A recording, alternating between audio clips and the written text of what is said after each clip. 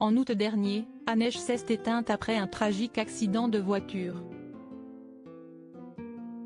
Depuis le décès de l'actrice, des rumeurs persistantes couraient, indiquant qu'au moment de l'accident elle était sous l'emprise de drogue.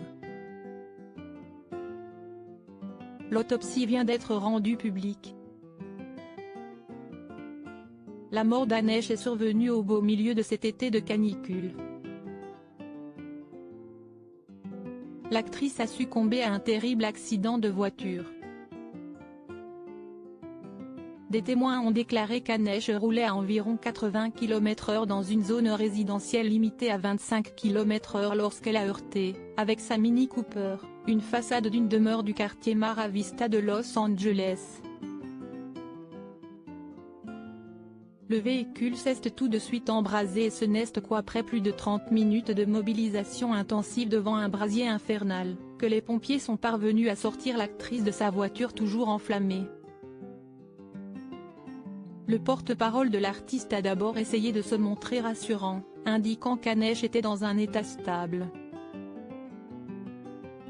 Il a ensuite été révélé qu'elle ne survivrait probablement pas à ses blessures.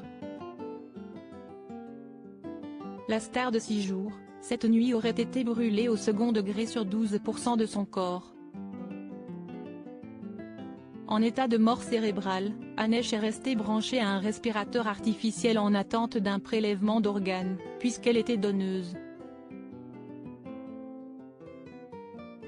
Elle a finalement été débranchée dans la soirée du dimanche 14 août afin que le prélèvement puisse avoir lieu.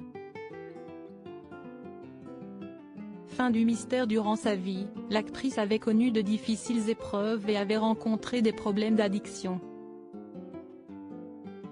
À la lumière de ces faits, et considérant certains extraits de son dernier podcast, des rumeurs avaient couru affirmant qu'Anesh aurait replongé dans ses vieux démons et était sous l'emprise de drogue au moment du dramatique accident.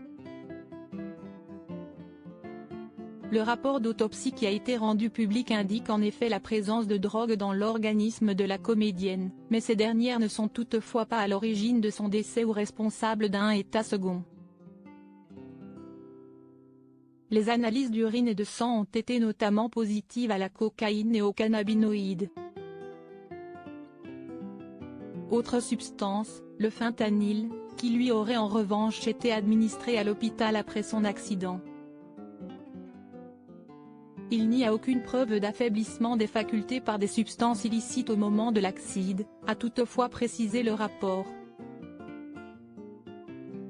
Selon le document consulté par le New York Post, la comédienne serait morte à la suite d'une inhalation, et de blessures thermiques, ainsi que des conséquences d'une fracture du sternum causée par son accident.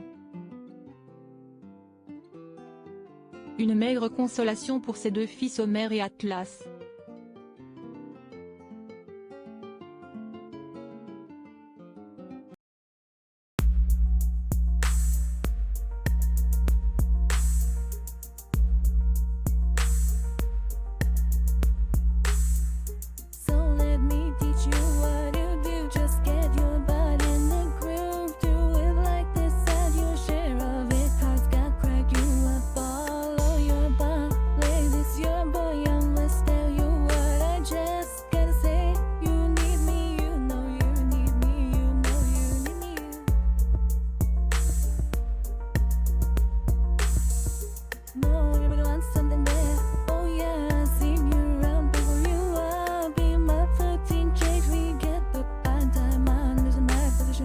Yeah, you made me chill too. Now it's my right.